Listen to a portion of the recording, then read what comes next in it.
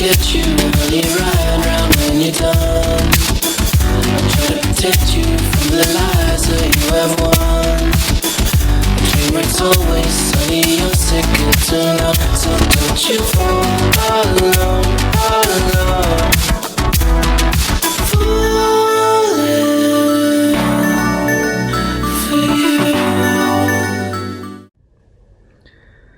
Hey everyone, welcome to another new vlog. The time now is about 8:51 and today is a Friday. It's a very, I don't know how to put it lah, but a very remarkable day lah. Damn sway day. Okay, so I'll tell you more as I ride along lah. Maybe that will be interesting. But I don't know whether the camera picks up, but let me try to zoom in. I don't know whether you guys can see all those white stuff. So this caused a major headache for me today, to a point where like I thought I'll be stranded in the highway. It was a nightmare story. Yeah, let us get started, and as I ride along I'll tell you what happened.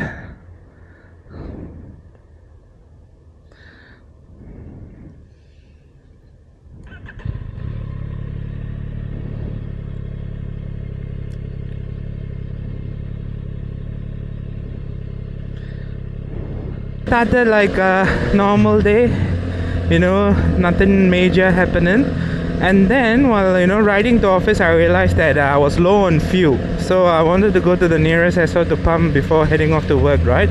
MT09 has about like 14 liter of tank, and I used around like 10.5 liters at that time in the morning, so I didn't really wanted to take the risk.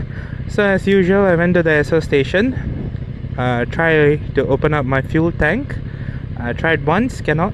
Tried twice, cannot. And keep trying for 10 minutes, cannot. Cannot even open the cap. I wasn't really sure what was happening, so I thought maybe it's the fuel vapor got they call it air lock, right? I thought it might be a vapor lock where some mechanism got effed up. The vapor just effed up this entire mechanism, and I thought it's locked. But it's not the first time happening to me. So the other time it happened in Malaysia. I kept trying for like 10-15 minutes and eventually it decided to open up. So I thought today would be the same case as well. After like trying to open up for few minutes, I thought eventually it will open up, but no, that wasn't the case. And since I was like it was getting late for work, I just didn't really care. I just pray hard that I shouldn't be stopping in middle of the highway because of no fuel. I was praying really hard, but yeah, things went well. I parked at my work and I came to my workplace and everything went well. But this thing, even after reaching my workplace, right, I tried to open the fuel cap again for like 5-10 minutes, but it didn't really open lah. And I thought I was screwed, and so I really didn't care a lot about it. I thought, okay, worst case scenario, I thought there might be a nearby bike shop I can attend to after I'm done with my work. So after I done with my work around like 6+, I came back, tried opening again, nope, cannot even open at all. And I like, screw it. Then I wanted to go to the Mototiam shop, which was at which is near Ubi lah. So my workplace is at Raffles Place, so I have to travel all the way to Ubi, and I was praying really hard as well because right, it's peak cover, and I didn't really want to like stop in the middle of the road because of no fuel. And while reaching the Mototiam, I don't know whether if I'm pronouncing the name correctly, but apology if I'm not pronouncing it properly. Just before the Mototiam shop, there was this signal traffic light. It was red for me, so I tried opening up my fuel can, and voila, I could able to open the fuel can. So I was like, what the I travel all the way, right, like 10 kilometers from Raffles Place to Ubi just to get this fixed, but eventually it got open lah. And then But anyways, my chain also had some issues because it's the original chain that comes with the bike, and it's been more than a year. It started rusting as well, quite badly. I always wanted to change. So I thought anyway, since we are here, I could use the opportunity to change the chain instead. And after changing the chain, and now finally I'm heading back home. I mean, can't get worse than today, man. It's like, it's not about, the fuel tank cannot be open. It's about the anxiety, like when you're running low on the petrol, right? And when you're riding in highway, especially in peak hours, it's just absolute nightmare. But thank God everything went well in the end, so it's good. And also, like, I didn't really did a night vlog before, so yeah. Apologies for that. So I thought it would be perfect to do a night vlog as well.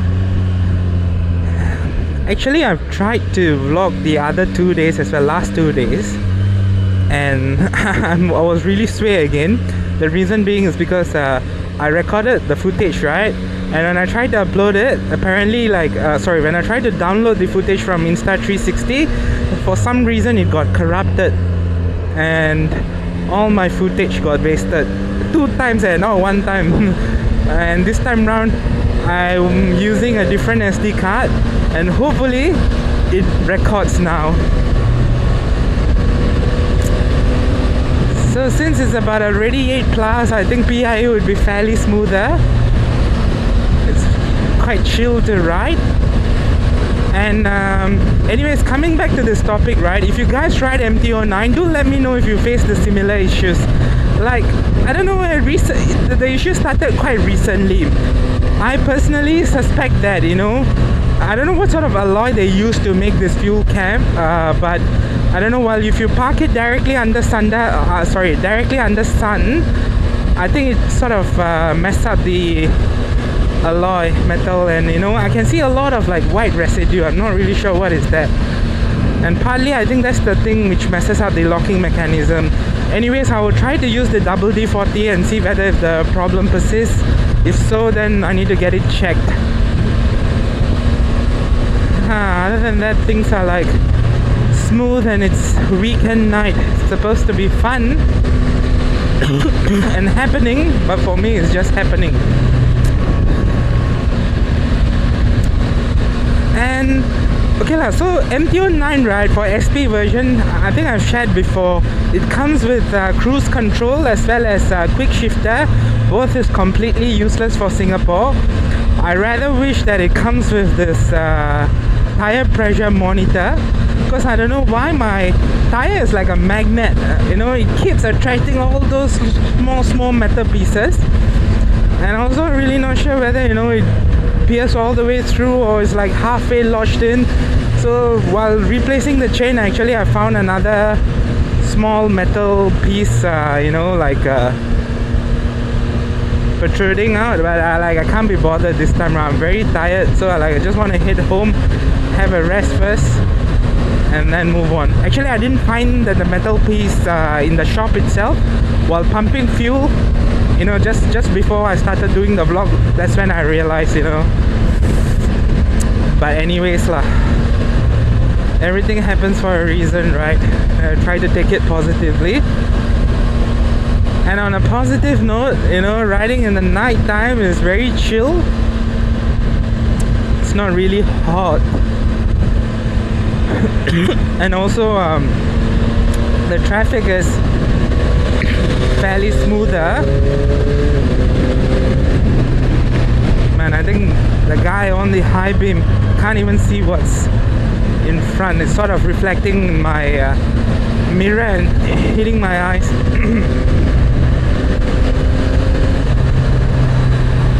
Maybe in the upcoming vlogs, I'll try to show how you can, maintain your chains, as well as what else? Polish your headers. I think my header is rusty now. I haven't really changed any exhaust or anything. I'm keeping it stock as much as possible.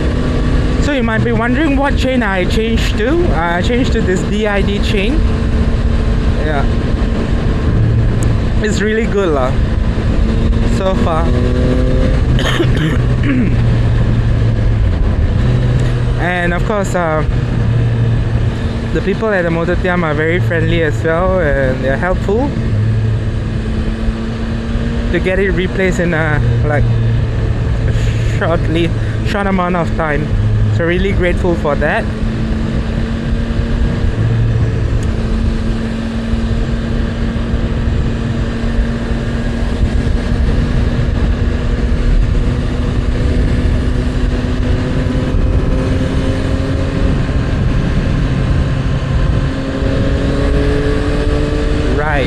So as we are approaching BKE, we can see a lot of cars.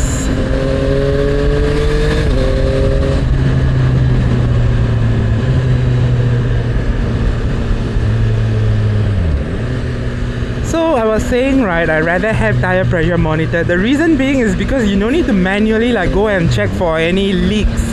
The moment you have some sort of leaks, you get a warning in your dashboard saying that you have a leak. That will be really helpful. I know those high-end bikes like Ducati or Multistrada or even GS1200 have that sort of features. In fact, I think they do have an inbuilt pump. Do correct me if I'm wrong, but they are high-tech.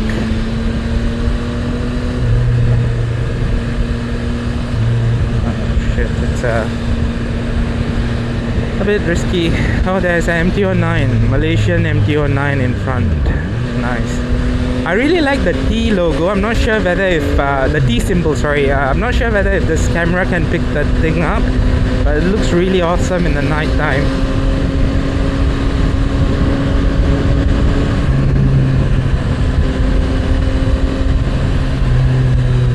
And honestly speaking, right, the original exhaust itself, the sound note is really nice lah. I mean, it's not loud, but it's nice. I mean, if you are the rider, you can hear that sound. It's really amazing. And anything louder than this, I would say it's a bit of nuisance. The reason being is because having a kid at home, I know the parents' pain. And you put them on the bed, and then suddenly you see one guy revving hard and riding, and that's it. The kid will wake up and start crying again. It's crazy. So, and also when you go on long tours, for example, my friend Kunyong, who uses Yoshimura pipe, it's fun when you ride in the city area, in the highway. Of course, it's when you're loud, people know that you're around. That's for sure. But then in the middle of the night, it will be a very nuisance. And when you go on a long ride, good luck to your eardrums.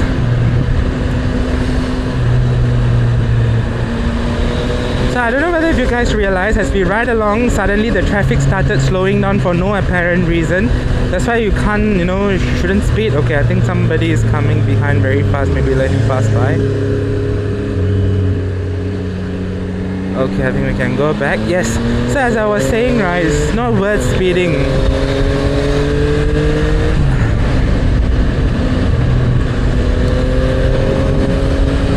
And here we go, we are approaching Dairy Farm exit.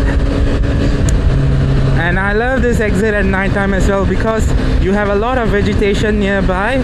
So when it's night time, there's a lot of moisture, very cool air. So as you pass by, it feels very shook, as if you're riding an aircon. Then I can show off my quick shifter here. That's number 5th gear. Okay, anyway, we need to downshift now. So without clutching in, I'm shifting down now. From 4, now 3, now going down to 2. Okay. Of course, when you go down to gear 1, you have to clutch in, no other choice. Right. So this particular stretch, right, used to be, I think it used to have one traffic light, if I remember correctly, all the way, one here and one at the end. But now you have traffic light every 500 meters.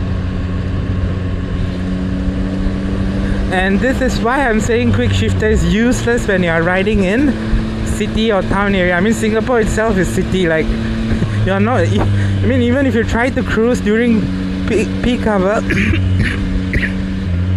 You can't exit 60 to 70, and anything beyond that is dangerous. I don't know what this guy is doing. I mean, it's empty, but he keep brake checking.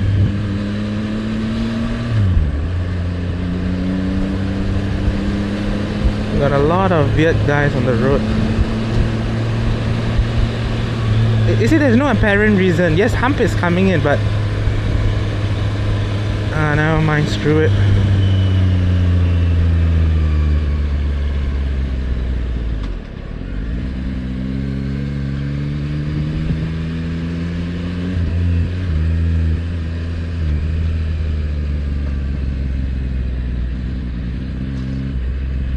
Oh shit.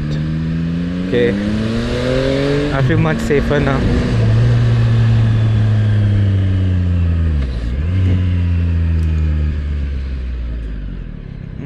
.906. Okay, not bad.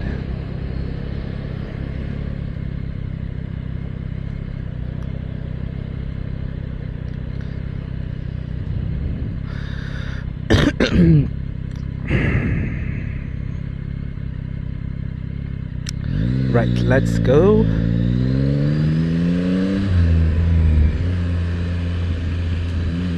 And every time when I like turn in those construction in near areas where construction is going on, right, it's really scary because got small gravels on the road, right, and if you sway and then the traction control not working properly or whatsoever, you might skid.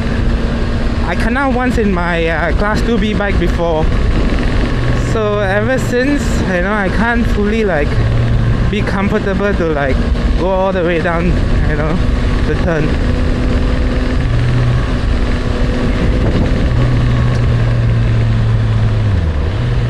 Right.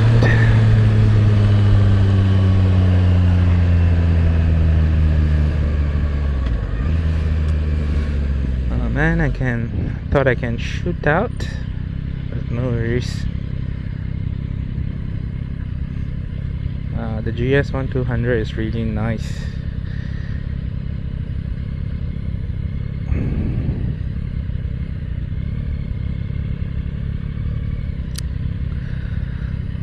So guys, I think this is another interesting thing which I want to show you, like how sometimes traffic light can be effed up. So you got to see the number of cars waiting at this side of road to turn green, right? But the moment you see who gets the priority,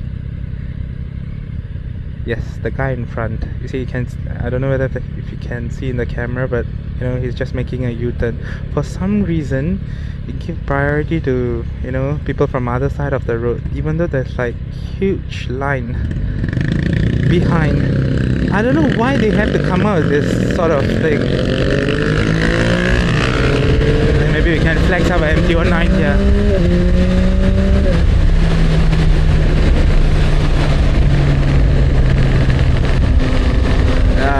Yes, you can only get to do this in a very rare occasions, and you can do it, just enjoy it. And of course, I was sticking with the legal speed limits lah. Don't try to exit legal speed limits.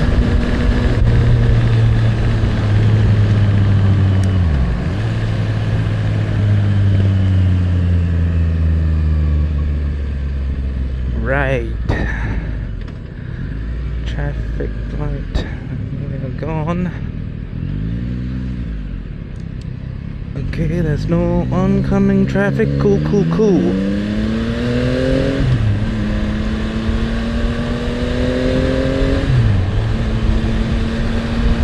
We need to make a U-turn here.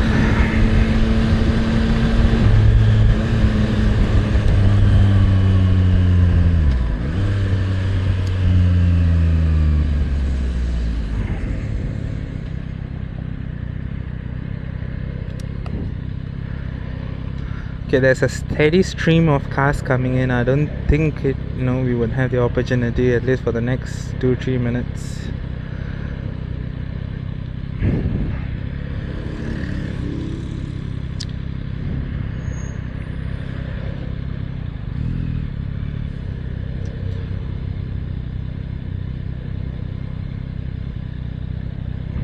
And one thing I want to emphasize for all the new riders is do take your time, right? Because this is your life and you don't care really if anybody's trying to intimidate you from behind, because at the end of the day you're liable. If you turn and you cause accident, you're liable for it.